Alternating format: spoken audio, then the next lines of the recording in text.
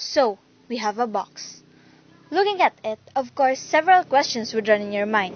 Like, what is it doing there? Why is it there in the first place? Or, what does it contain? These are just few of the many basic questions that you may ask. Well, what do you think? Does it contain food, clothes, books, perhaps a cat, money? Let's say it has money within it. Anyone would want it naturally. What if it was left by anyone? Would you take it or try to find its owner if it has one? With all this, what weighs heavier? Virtue or wealth?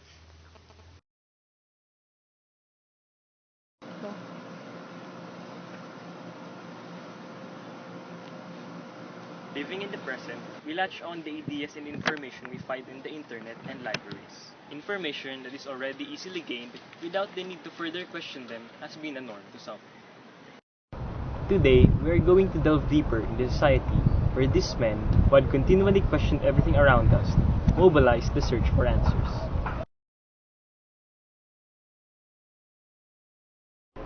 It is hard to miss the celebrated people in the world, more often than not in the showbiz industry. While researchers are still widely acknowledged, we can't argue with the fact that most of the millennials have been hinged on what is popular and trending and what's volatile and priceless. However, if we're going to dig up the information of the past, you can see that some of those that may have been contributed much to society may have just have been celebrities only in a different way. And with each question asked, the human race knowledge expanded, moral foundation broadened. We're setting our journey to the man who never calls himself a teacher, yet has contributed and started something far more important than anything else. We're going to take a deep dive in history and philosophy of the so-called mad gadfly of Athens, father of Western philosophy, Socrates. Who is Socrates? It is difficult to say anything certain about Socrates. Though he is considered the father of philosophy, Socrates himself never wrote a thing.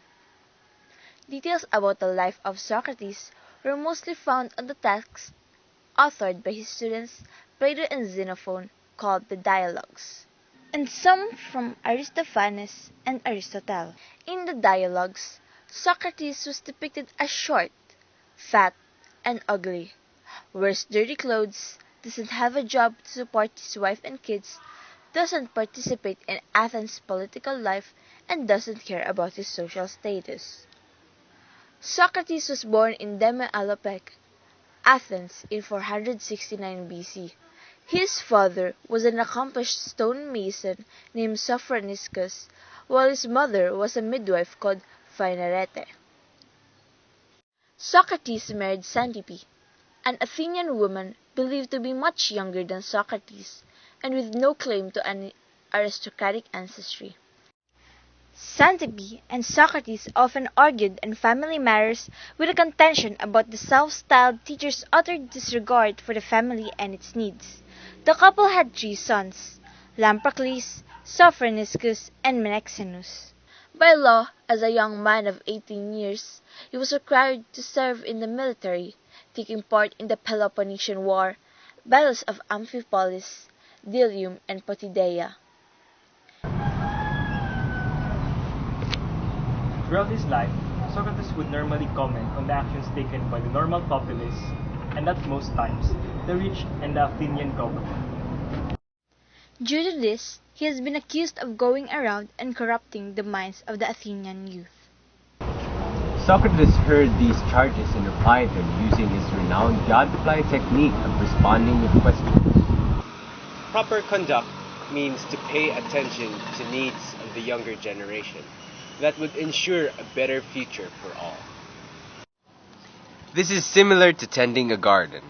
If the gardener is experienced, he will witness great blossoms. Similarly, we have to care for the younger generation before attending to others, who are already opinionated. I am simply persuading the young and old not to consider their status or wealth, but focus on improving their soul through good deeds. Virtues do not originate from wealth. Instead, virtues generate treasures for every person and the state. I cherish these teachings for which I stand accused of corrupting the youth. In this case, I fully accept the charges and assert that I have broken the law. He was later sentenced to death by drinking hemlock poison at age 71.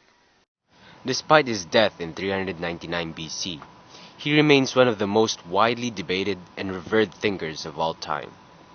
Remembered as the pioneer of Western school of thought and psychology, the epitome of gadfly who invented a new, innovative method of learning by understanding one's own ignorance, the use of pedagogic reasoning, and many more achievements.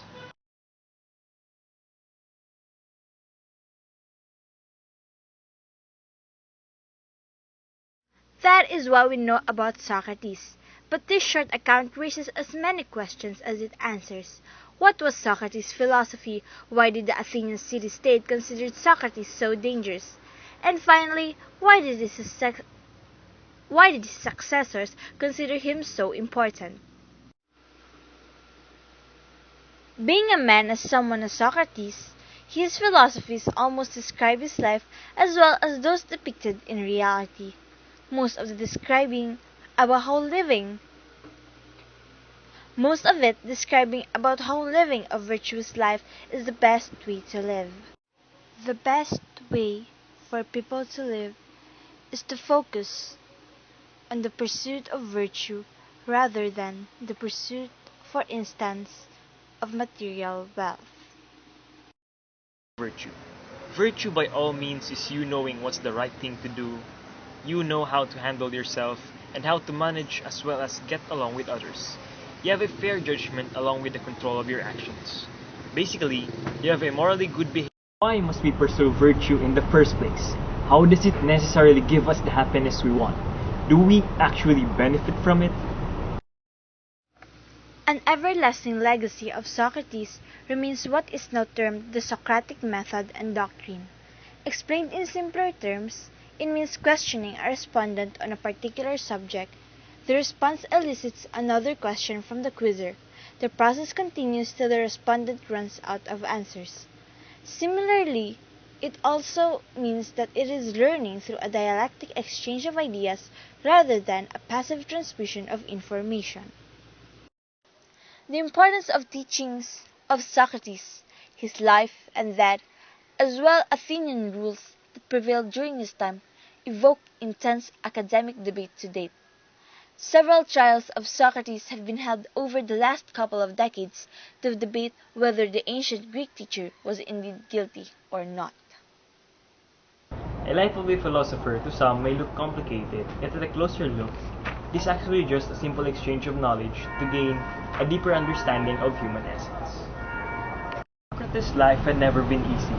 From humble beginnings, he rose up without intending to, his goal only to satisfy his inner love for wisdom, and yet it led him to the top, with various notable philosophers that came to be from his time, flocking to learn. Guilty or innocent, madman or genius, patriot or traitor, it is certain that Socrates will forever remain a controversial figure for several decades and perhaps centuries to come. While some of his teachings are implanted in some form, adapted to sort modern needs, others are continually debated.